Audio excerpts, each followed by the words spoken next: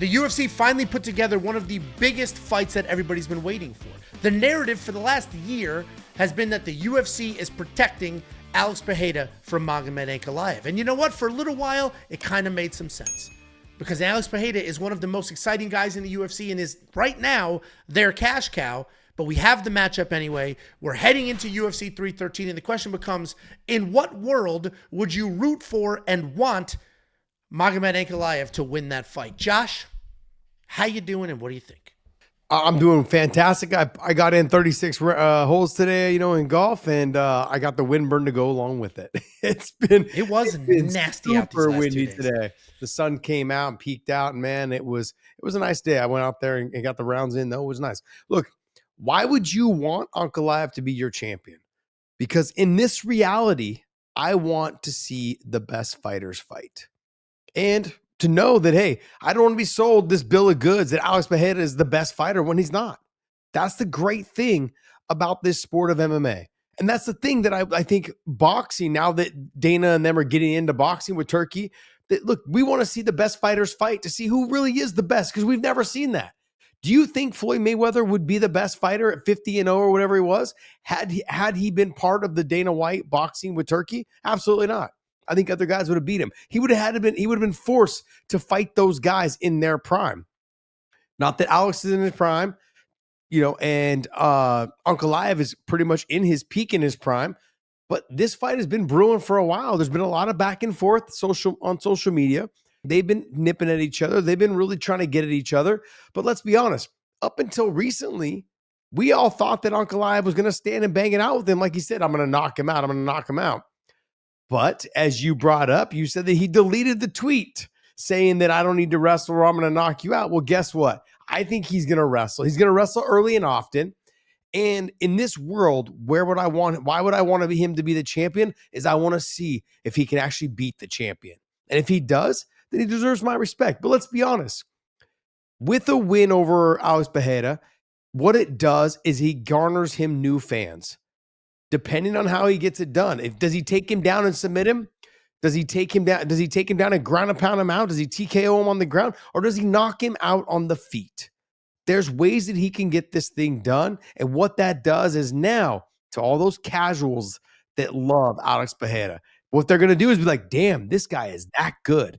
We all love Alex. I think Alex, to me, he's been a godsend, to be honest, to the sport of MMA.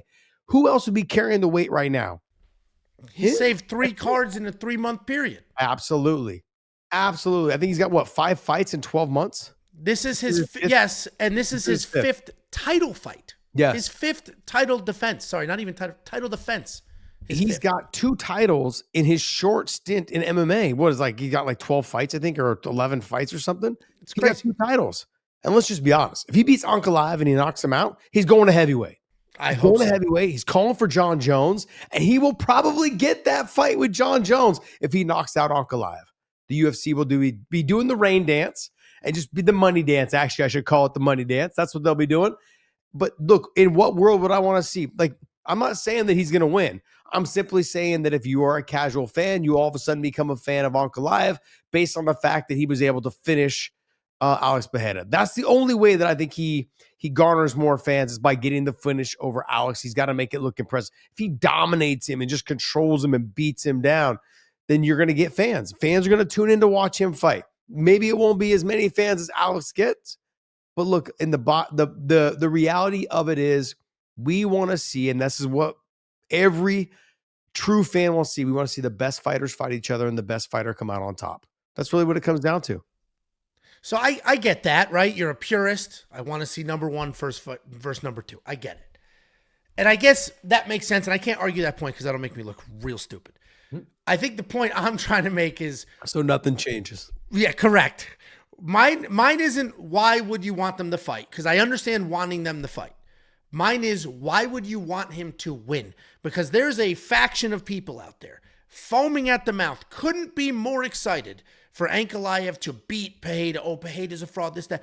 If you get your wish and Ankalaev is the champion, I promise you, you will never be excited about a light heavyweight fight ever again. We just watched him fight 3 rounds with Rakic, and it wasn't exciting. It was not a fun fight by any means. He already had a title fight with Jan Blachowicz, that was not a fun fight. So I guess my whole point is we have the quite literal most exciting light heavyweight of all time. John Jones is the most accomplished. Maybe Rampage is the most exciting. The second most exciting is Alex Pereira and what he's done in this period of time. And he carried the biggest event in history in UFC 300. Quick turnaround to UFC 303. Quick turnaround after that was at UFC 307 for Khalil Roundtree. And he shows up. He puts on an unbelievable performance. He's built this character. He has the most exciting walkout I've ever seen in my entire life. The single best, a little bit of a pivot, the single best walkout I've ever seen was when Conor fought Chad Mendes. And what's her name was singing that Irish song. Sinead O'Connor. In real life, like she was there. That was incredible. But if I remove a one-off and just look at who has the best walkouts, Alex Pereira's you feel it. You're at home and you feel it. Just I don't know. Izzy had a really good one into the breakdancing. Izzy had a really good one into the breakdancing. That's Jabberwocky. When he Jabberwocky, he gives a shit, man. Right before you fight, your brain is thinking about if I hit this move or not. Fuck that. Like, I mean, like, what happens if I miss the fucking cartwheel and I end up break my ankle? Like, he's thinking to get through this thing without. Yeah. As he's walking to the, to fight for, to defend his title or fight for the title, whatever it is. Shit, I just totally lost my train of thought on what I was going to say to you. You started thinking about Izzy dancing and you're just yeah. I mean, look, you said, I learned this from Scott Coker, and there was a lot of flack that Dana used to get a long time ago. And people would say, well, he wants so-and-so to win. And, or they'd say that about Coker too. Like, oh, so-and-so was set up to win. The bottom line is Scott used to tell me, Coker said, look, I put on the best fights. It's up to the fighters to win. And I think in the beginning when Dana had first taken over, sure, they wanted certain guys to win because they knew what sold. And at the time when you're hemorrhaging money, you cared. Like, look, I just know that this guy has a bigger fan base. I can't sell this guy as much, which is what you're running into. Alex right now is the guy that delivers knockouts, exciting fights, head kick knockout, left hook knockout, hold on Herb Dean, like those kind of things. Everything. Yeah. Everything. Crazy. Everything you could think of, he's been able to do in such a short period of time in the UFC. That being said, the UFC has given up on this, trying to make sure that fights go the way that they want. They don't care anymore. We're making money. We're in the billions. Like, we're good. I don't need to worry myself with who wins this fight. I mean, they know that, look, the bread is buttered with Alex, but whoever becomes champion, if it's Ankalaev, they will make it work. They will just market it to a different market. They will take him over to Abu Dhabi, over to Dubai, over to Saudi Arabia. They'll do more shows in areas where they know there's a huge community of Muslims. New York, that's kind of what they did with, certain fighters. They take them to areas where they know they can sell, and that's what they're going to do. So they're going to make their money.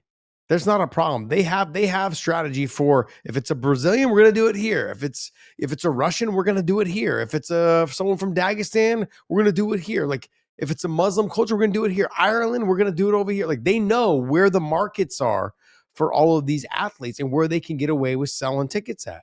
And they know what they're doing. That's what makes him the best promoter in the business. And look, I know what you're saying. You're looking at this from a casual point of view. 100% fan perspective. 100% fan perspective. I'm not trying to be disrespectful, but the bottom line is I embrace it. You're looking at it as like, as a fan, if he wins, I don't want to watch this guy. Yeah. You don't want to watch this guy. Now, if he goes out there and just sleps, Alex, you're going to be like, maybe I'll tune in next time.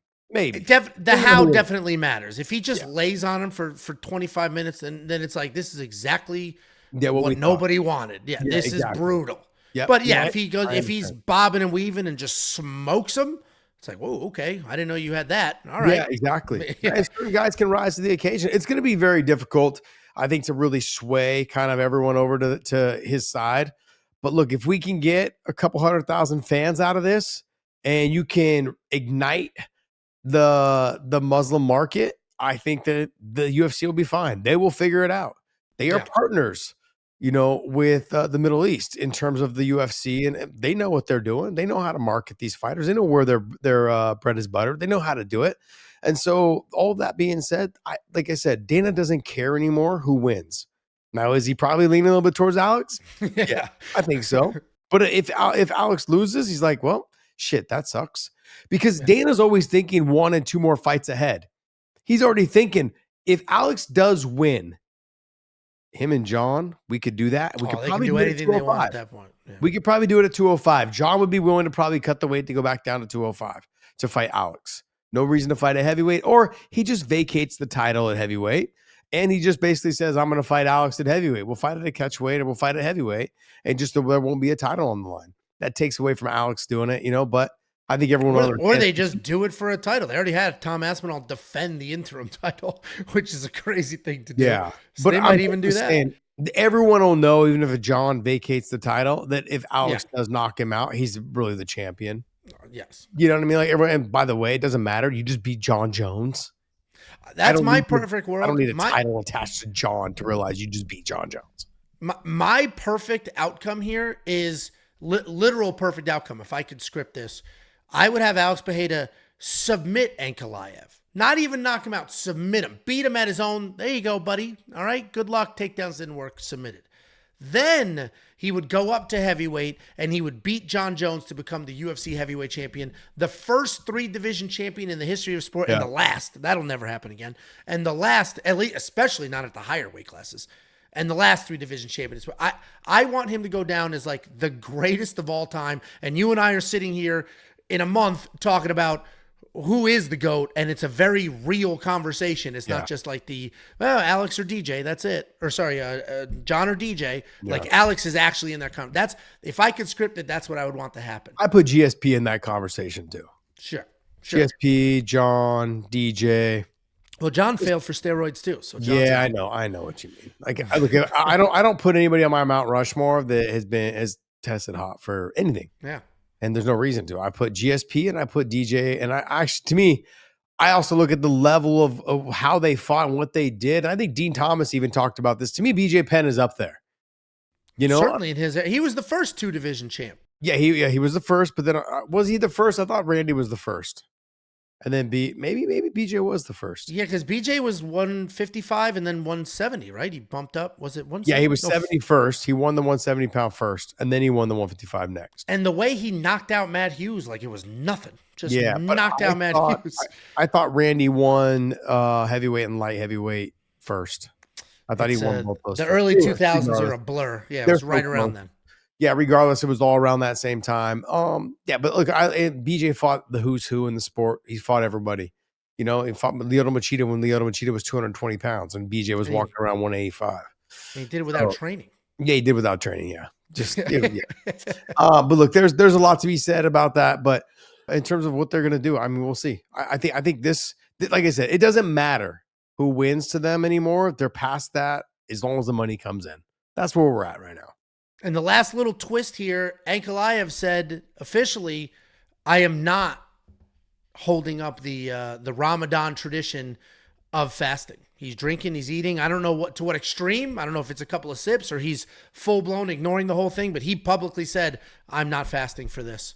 I've avoided taking fights during this period in time, but this is too important. I'm not fasting, and I know I'll get some forgiveness. So that kind of changes a lot of narratives and a lot of dynamics here, because I think people were counting on him fasting and counting on sort of a depleted Ankalaev, and you may not get that. Yeah, I mean, he said he had to get some food intake or drink intake, because to help himself make weight. Really, what it'll be is that he's going to water load.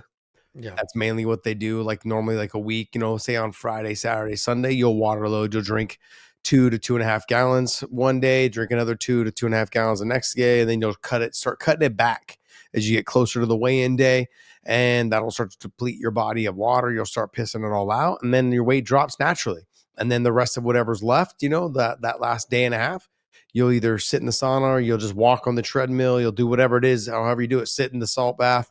However it is you lose the rest of the weight is how you'll do it. And so that's what gets you closer to making the weight without killing yourself in terms of working out and stressing your body. So we're gonna see how he performs. And it's I guess for me, it comes down, doesn't matter whether you're Muslim, doesn't matter whether you're Christian or anything, like you're Catholic, it doesn't matter. Every moment, most people are willing to bend the rules to achieve their goals.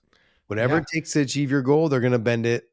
They're going to bend it a little. Sometimes they're going to bend it a lot.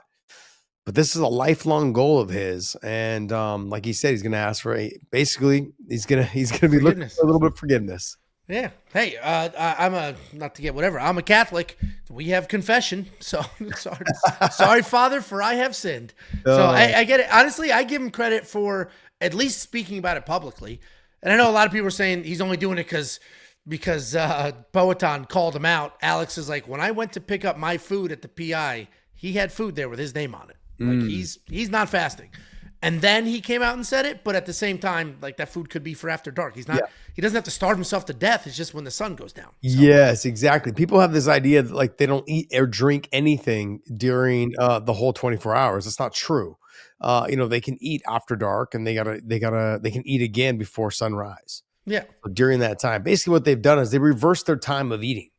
So it just takes, it's a little bit harder to actually, why fighters, Muslim fighters don't take fights during this time is because you have no one to train with. It's hard to tell your friends to train with me. 2 a.m. It's 2 a.m. Now I know if you got other Muslim friends, like Khabib and Islam and, Usman and Umar, and they got their group, Abu Bakr and them, all of them. Yeah, they got a family they can take and they can all train together. And so they can make it work. But not everyone trains on that schedule. And so the guys that you need at that weight class to go out there and train with you are not available sometimes. So he can eat, he can get some training in the middle of the night. And look, his training, he already posted that his training camp is done. Now it's just about making weight and getting ready. So he did his whole camp without fasting. He did his whole camp outside of Ramadan. Literally just the weight cut is the portion that he needs to kind of break Ramadan. And so we're gonna see how it affects him. I don't think it's gonna affect him at all. What's going to affect him on whether he decides to wrestle or not, and whether he's able to get Alex down early in the fight. If he does not get Alex down early in the fight, it can start to be a bad fight for him because the takedowns will not get easier as it goes on. I can't imagine if he goes out there, shoots a nice blast double or gets in a single and doesn't finish it. I can't imagine what that does to his I was pretty sure I was going to get this. Yeah. So I am very much looking forward to this fight. And that is the upside. So I open this by saying, why would you root for Magomed Ankalaev? The reality is I am looking forward to this fight. All of the other side, the people rooting for him, just all the hate that was coming in on Alex and the UFC's protecting him. He's ducking. All of that has made me want this fight even more. It's the biggest fight of the year so far. I'm very much looking forward to it. A couple of narratives coming out of it. I don't want a wet blanket champion. If you are someone that is running with the narrative that Alex is ducking him, you're a fool. Because look at his career. Someone that takes fight on short notice, someone that's fought 5 times in 12 months, those guys aren't ducking anybody. You know what they're doing? They're saying whoever the UFC puts in front of me as the champion is who I'm going to fight. And that's what you want from your champion. Let's be honest. The UFC basically wanted to keep Ankalaev away from him until Ankalaev had a exciting fight that they can market it to. They didn't get one. They'll be waiting until you and I die of old age for that to happen. There's no one else for him to fight. Like there's no one else that makes sense for Alex Pereira to fight. So Ankalaev, the push was for him. And they want to see that fight. So let's go ahead and make it. Now, if he gets past him, then they're going to move on. They're just going to move on. Ankalaev's going to go to the back of the line, and he's going to have to work his way back up. Let's see how it all pans out. It's going to be a good fight. I'm looking forward to it. There is a lot of hype. If you were that person that thought the UFC was protecting Alex, you guys are fools. And if you thought Alex was ducking him, you guys are fools because Alex ain't ducking nobody. He's getting paid. He's getting paid millions of dollars. I don't think he gives a shit. I'll fight whoever you put in front of me. I'll take that fight. Islam is the same way. Whoever you put in front of me, I will take that fight. You're the champion. That's what you're supposed to do. And that's what Alex does. 5 fights in 12 months. It makes that should tell you everything you need to know. And Angelo Josh Thompson, that's another bad take.